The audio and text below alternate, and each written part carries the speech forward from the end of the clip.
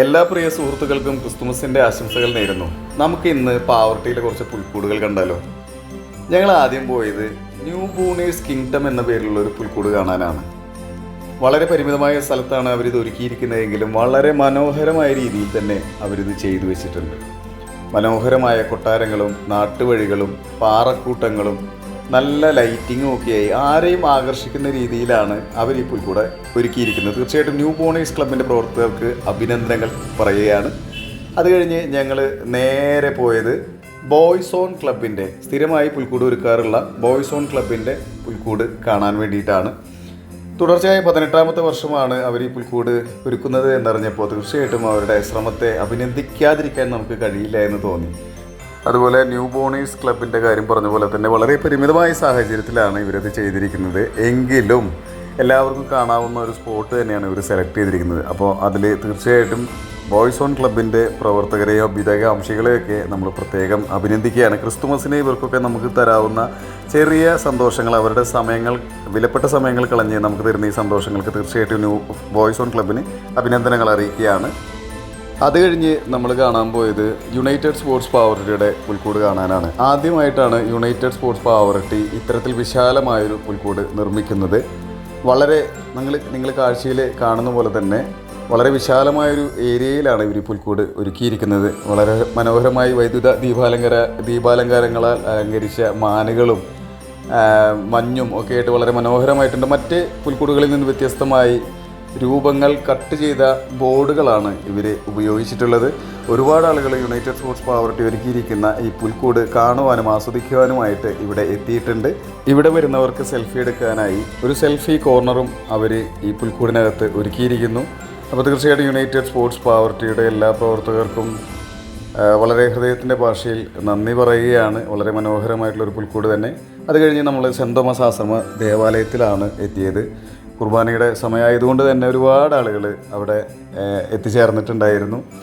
വളരെ മനോഹരമായ രീതിയിൽ തന്നെ എല്ലാ വർഷത്തെയും പോലെ തന്നെ മനോഹരമായ ഒരു പുൽക്കൂട് തന്നെയാണ് സെൻറ് തോമസ് ആശ്രമ ദേവാലയത്തിലും ഒരുക്കിയിരിക്കുന്നത്. സെൻറ് തോമസ് ദേവാലയ ആശ്രമത്തിൻ്റെ ഈ പുൽക്കൂടിന് വേണ്ടി പ്രയത്നിച്ച എല്ലാവർക്കും ഹൃദയത്തിൻ്റെ ഭാഷയിൽ ഏറ്റവും സ്നേഹപൂർവ്വം നന്ദി പറയുകയാണ്.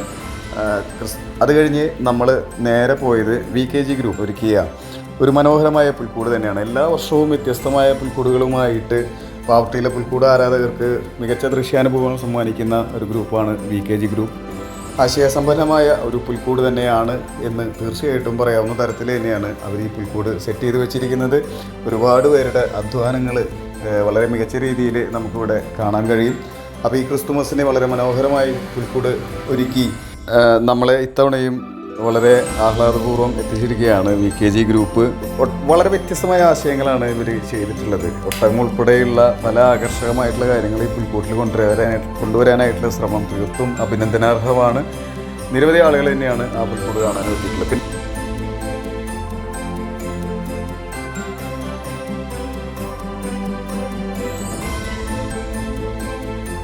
തുടർന്ന് നമ്മളെത്തിയത് പാവർട്ടി സാന്റ് ജോസ് ഹോസ്പിറ്റലിലെ പുൽക്കൂട് കാണാനാണ്.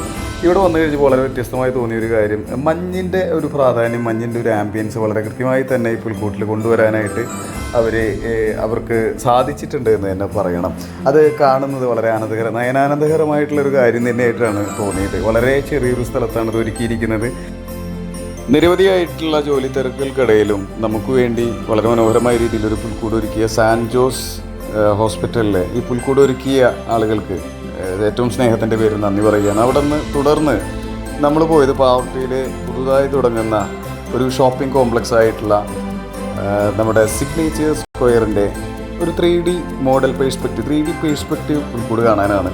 ഒറ്റ നോട്ടത്തിൽ അവിടെ പുൽക്കൂട് ഉണ്ടോ എന്നുള്ളത് നമുക്ക് സംശയം തോന്നും. പക്ഷേ നമ്മൾ ഈ കാണുന്ന ബോർഡിന് പിറകിലാണ് യഥാർത്ഥത്തിൽ 3D പേഴ്സ്പെക്റ്റീവ് ഉള്ള ആ ഒരു പുൽക്കൂട് ഒരുക്കിയിരിക്കുന്നത്. ഈ ഒരു പുൽക്കൂടിൻ്റെ പ്രത്യേകത എന്താണെന്ന് വെച്ചാൽ പാവർട്ടി തന്നെ പുൽക്കൂട് നിർമ്മാണ രംഗത്ത് വളരെ വ്യത്യസ്തമായ ആശയങ്ങളോടെ ഏവരുടെ ഇഷ്ടം പിടിച്ചു പറ്റിയ ഷെൽസൺ എന്ന് പറയുന്ന ഒരു ചെറുപ്പക്കാരനാണ് ഇത് ഒരുക്കിയിരിക്കുന്നത്.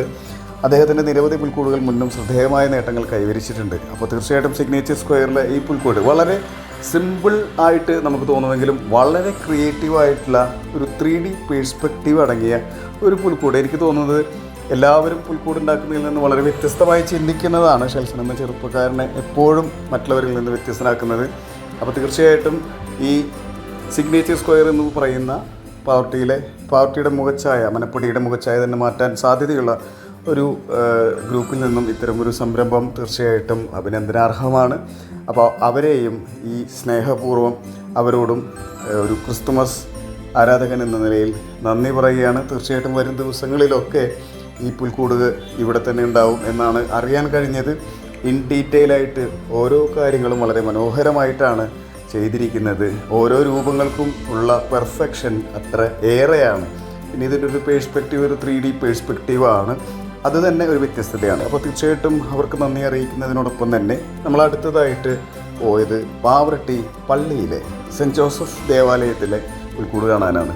വളരെ വ്യത്യസ്തമായിട്ടുള്ള ഒരു പുൽക്കൂട് തന്നെയാണ്. ഒറ്റ നോട്ടത്തിൽ ഒരു എയർപോർട്ടിലാണോ നമ്മൾ എത്തി നിൽക്കുന്നത് എന്ന് തോന്നുന്ന തരത്തിൽ ഒരു ക്രാഷ് ലാൻഡഡ് ഫ്ലൈറ്റാണ്. തീർച്ചയായിട്ടും റിയൽ ഇൻസിഡൻസിൽ നിന്നും ഒരു ചിന്ത മനുഷ്യരിലേക്ക്, ഒരു പ്രാർത്ഥനയുടെ ഒരു ചിന്ത കൂടി അവർ ഇതിൽ ഉൾപ്പെടുത്തിയിട്ടുണ്ട്. അകത്ത് കയറിയാൽ തീർച്ചയായിട്ടും നമ്മൾ മറ്റ് പുൽക്കൂടുകളോട് സാമ്യം തോന്നുന്ന രീതിയിലുള്ള ഒരു നിർമ്മാണ രീതി തന്നെയാണ്. അതിലും വ്യത്യസ്തത കൊണ്ടുവരാൻ ശ്രമിച്ചിട്ടുണ്ട്. ഏറ്റവും ഇതിൻ്റെ എടുത്തു പറയാവുന്ന ഒരു കാര്യം എന്ന് പറയുന്നത് ഈ ഫ്ലൈറ്റ് ബോഡിയാണ്. അപ്പോൾ ആ ചിന്ത വളരെ ക്രിയേറ്റീവായിട്ടുള്ള ഒരു യുണീക്കായിട്ടുള്ള ചിന്തയാണ് എന്ന് തന്നെ പറയാം. അപ്പോൾ ഇത്രയൊക്കെയാണ് നമ്മുടെ ഇന്നലത്തെ പുൽക്കൂട് കാണൽ യാത്രയിൽ കണ്ട പുൽക്കൂടുകൾ. ഇവയിൽ നിന്ന് നിങ്ങൾക്ക് ഇഷ്ടപ്പെട്ട പുൽക്കൂടുകൾ കമൻറ്റ് ചെയ്യുക. ഏറ്റവും കൂടുതൽ കമൻറ്റ് കിട്ടിയ പുൽക്കൂടിന് ഒരു സമ്മാനം ഉണ്ടായിരിക്കും.